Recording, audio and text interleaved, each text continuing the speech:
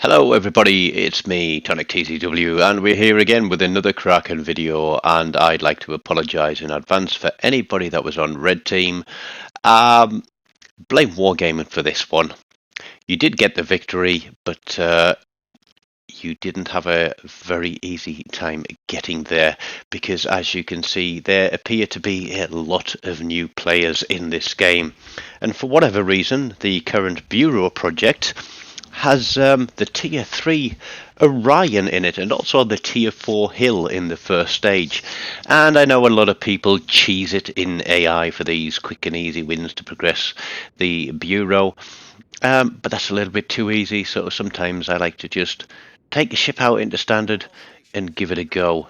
And I actually did make a remark on Facebook today that I felt quite ashamed to be ripping out Krakens down at tier 3, because a lot of people, including myself, do think that it's not particularly difficult when you've got a lot of new players. Now, we've got AP loaded to start with, but there are 4 destroyers on each team in this one. And I'm thinking, do I need to get myself some armor piercing in? We have one destroyer that has run straight to the cap and is immediately detected and spotted, and he's up against that rather nasty Dursky. And he's getting focused by Red Team's cruiser straight off the bat. I've already been torpedoed. Was I torpedo? I think it was a torpedo. Yeah, it was a torpedo, and he took my propeller out, which wasn't good. It kind of distracted me a little bit. But I'm going to try and put some shots onto this Dursky, but he's straight away going to turn out. Now, for whatever reason, our destroyer might have lived longer if he'd popped a smoke screen a little bit sooner, because he's going to get himself spotted. He's already taken a whole load of fire. I know that he's keeping the dirt skis spotted, but we do have a carrier out here and he can keep him spotted, so for the sake of survival it is probably worth putting your smoke screen up. But he's almost dead now, and well, we've already lost one destroyer from the other side. Now we've lost one from this side, but perhaps we are expecting too much from newer players. We have the Kaiser sat back there. I initially thought he was AFK, but he is going to come to life. You'll notice that I've switched to high explosive now, because there are far too many destroyers out there not to have HE loaded. I'm asking fire on this Dursky, but people don't seem interested in it. The cruiser pops a couple of shots, but it's not really a full salvo. We now have at least one destroyer. We have the Kaiser, and we have a cruiser out there. I think it's a Bogatir to start with. We've already been torpedoed. We've now been bombed, and I decide that it's time to take a bit of action. We are going to let that fire tick. We are going to get some shots onto that Kaiser, because he's just damage controlled a single fire, and that's a sure sign that he is a relatively new player. Trying to make a decision about who I'm going to shoot first, and I decide that the Kaiser is going to get a couple of turrets, and this Bogatir is also going to get a couple of turrets. Now, with it being a ship that I don't play often, sometimes it takes a while to get your eye in and get those shells landing right, but the Bogatir takes a fire too. Ours burns out, so we hit a heal. We're not in will to rebuild, so we're not going to get the most out of it. Bogatir turns away, and I'm turning out because I think the destroyer is going to push straight down on me. And as I can see that our carrier has got planes going in, I'm going to wait for him to spot the destroyer, who immediately pops himself into a smoke screen. We get a fire on him. We knock his propeller out, his engine out, and that is ticking on him as well. The battleship is running away, and one of our destroyers is chasing all the way after it, and all I can think is he's also going to try and chase the aircraft carrier, which isn't going to be good for him because it does look like he's spotted and is probably going to take a lot of fire. So it's a shame to see again that people are chasing the carrier at the start of the game, but our carrier does get himself a kill on I think it was the battleship. Yeah, on the battleship. So a good job there. Our cruiser is going to make an absolutely awful mistake of not engaging that destroyer as he was coming around, but his sense of joy is going to be short-lived as we slap him with a full salvo 5 explosive and get rid of him. So the Bogatir is now the centre of attention.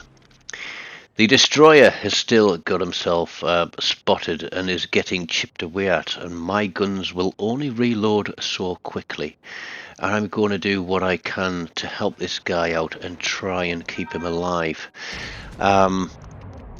Our carrier is pushing up this way because we've completely lost the right side of the map, and RNG starts to desert me a little bit here, because although I do get a fire, it doesn't knock him out until I pop the rest of my turrets out.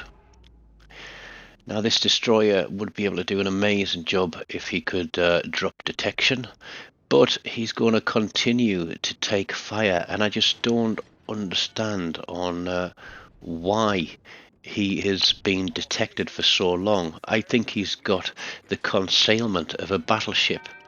He's getting shot at by the Burresque, and I think he's probably shooting back. Yep, there we go. He's shooting back, which is keeping him detected. If not by red team's carrier planes, by the ships that are there. So we're actually going to plop some blind fire across there. And this Wyoming again is going to make a crucially terrible noob mistake. There are destroyers there, and he is going to sail broadside past that big wide opening, and he is going to pay the price for that. We have lost the last of our destroyers. Red team have two. There's a full health cruiser. There's an Arkansas out there as well. And I try to pop a few more shots across at this Burresque at the same time that I'm taking the cap. I know that I am broadside to the Arkansas, but I feel that I can probably survive 2 turrets from him as he is pointing towards me. I'm now spotted by planes, a few seconds to get the cap. We lose the Wyoming to torpedoes. I'm kind of shaking my head and thinking, how could this have gone so terribly wrong? But Mr. Arkansas turns through the cap, and we're going to put a full salvo out at him, lock our guns to the left, and we're going to turn away because I know there's at least one destroyer there.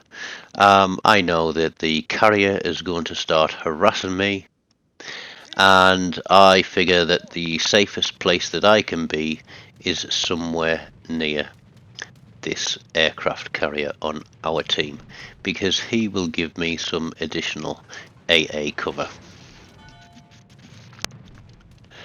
Everything disappears, and I'm like a blind man in the dark until I get something spotted, and I'm asking this guy for support because with 2 destroyers out there, he needs to keep them spotted for me if I'm to do anything in this game. We're on 2 kills and 23,000 damage. It's not a lot. We did get a dev strike, but here comes the Bogatir, and there is the Burresque, if that's how you pronounce it. But he's going to play clever to start with. He's going to jink left and right. We see the other destroyers out there too. We get 1 hit on the Burresque, and we're going to continue to push down for the carrier for some cover. And I just want that guy to keep these spotted so that I can try to go to work on them. The Arkansas appears to be pushing down the other side, which is probably good for me because it means that he can't get shots across the top of me. I think I would have died a lot sooner if he'd have pushed through the centre and come at me with all those guns.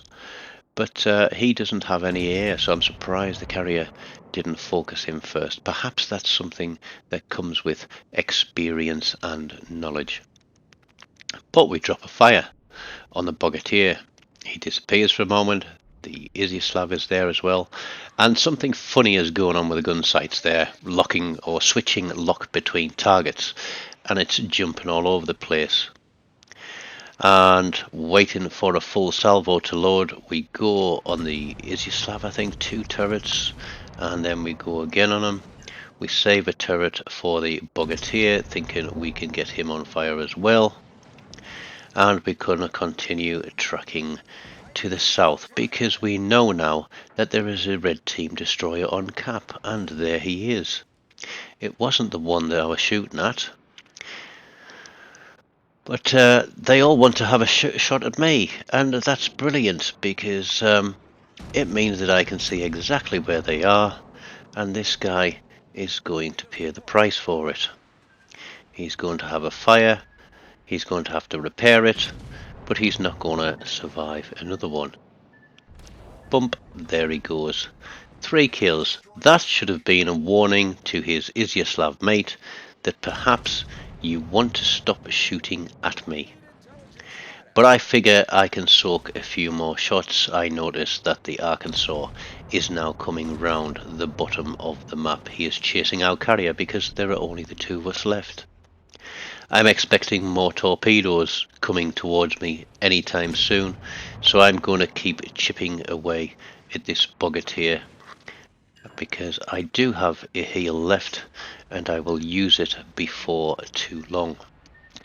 He has another fire ticking on him. The Izyaslav is there. He's now coming towards me. I'm expecting him to try for another set of torpedoes. We get some shots off towards him. We're on fire. We knock out his torpedo tubes. That probably saved us, so we can get a little bit more damage in. We go on the Bogatyr again, who's still chipping away.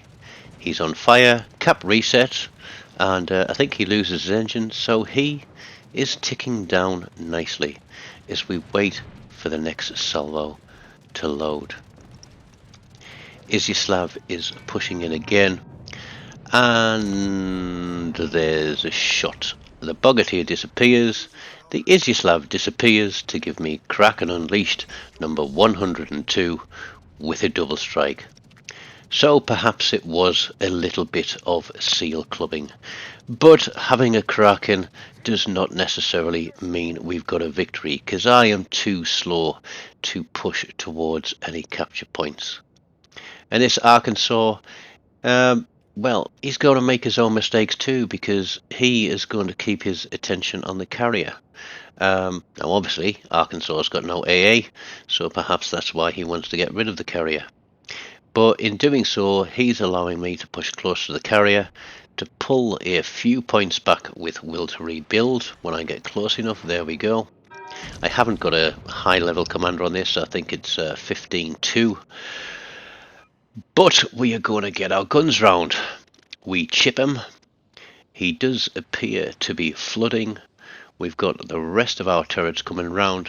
And at this point, I'm just thinking, we have the Kraken. It's probably going to be a YOLO. I'm showing too much skirt to this guy. His guns are looking to me. He gets a shot on. And we barely survive it. But just as we're about to pull the trigger, the torpedoes hit. So we take a Confederate, but I think he would have gone to air flood for the carrier. But our carrier is out of range now, which means that my will is gone, and I take 2 torpedoes from red team's carrier, which is pretty unfortunate. There is, 30 something seconds on the game left, 20 seconds. So not far from surviving. I possibly could have had a fireproof and a dreadnought from that one as well. But it wasn't to be. It wasn't to be. The carrier finally got me. So, Red Team, congratulations on taking control of the capture points there, because that is what won you the game. So it wasn't to be a victory for us. We do come away with the Confederate, the Kraken, a double strike, and the devastating strike with a few cap resets, a solo cap, and the 6-pack with 12 fires. So it's not a bad haul. Obviously, I don't think it was too hard to finish top of the team there with almost double the base XP, but it was a little bit of seal clubbing. So again, I apologise to Red Team, but you did get the win. So thank you for watching. Take care. Until next time, be good and goodbye.